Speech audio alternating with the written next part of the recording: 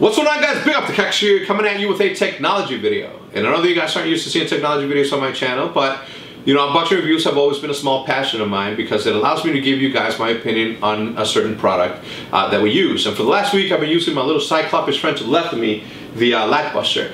And I'm going to tell you how I came across, you know, the company, the product, and how we ended up partnering up with them.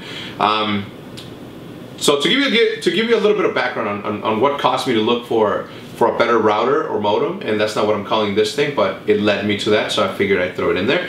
I started to see that the trend with online competition that was going to become such a big part on what actually is going to transpire at events, right? Your seeding, you know, all your pro points that you acquire and accumulate through the season, through the MLG season, are all going to end up, you know, in you know, affecting your LAN, you know, show.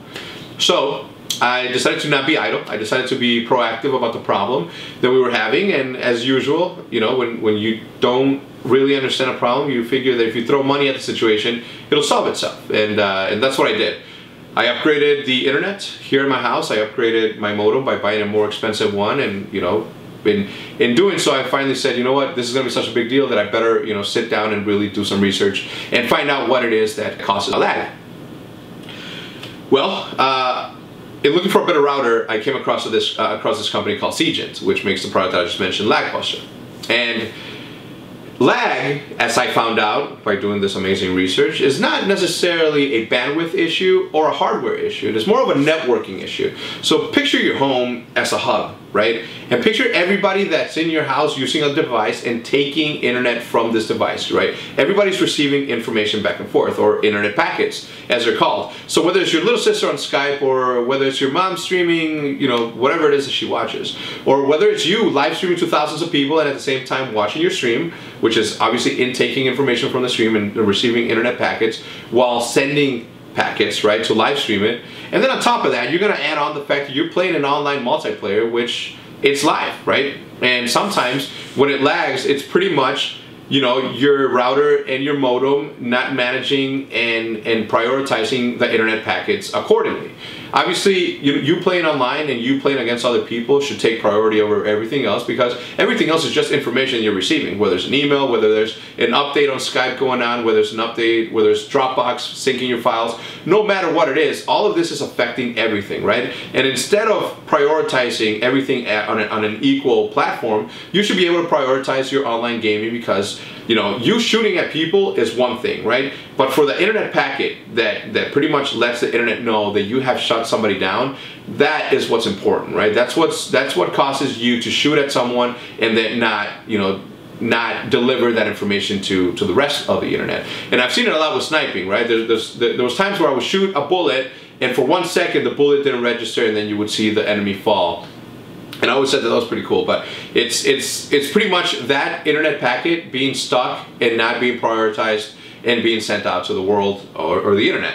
So that's what this, that's what the LAGBUSTER does. It prioritizes your online gaming deliverables to make sure that it is live, and then also it makes sure that everything else in the background continues to run, but obviously not to take the place or the prioritization that online gaming should. And now that you guys have a little bit more understanding on what the LAGBUSTER is, I want to let you guys know that I'm very excited about this new partnership that we've formed with them, because it's not every day that you get the opportunity to partner up with a company like them, an innovative company like them, and you know, to have them give you the opportunity to let the world know, to let you give their message out that this device exists, right? The problem to lag is here. It has arrived. So now we're going to go into the software section of this to give you guys a little bit more understanding of how it is that you can run your tests and then prioritize whatever, you know, fields you need to put in order for you to have the best experience possible. So let's get to that right now. And as you're going to see here, it's a pretty easy to get to control panel, and it's always going to start off with the username being admin and the password being admin. From there, you're going to do a pretty easy registration process, first name, last name, email address, and then you're gonna run your test on your computer to see how quick or how fast your internet upload and download speed are.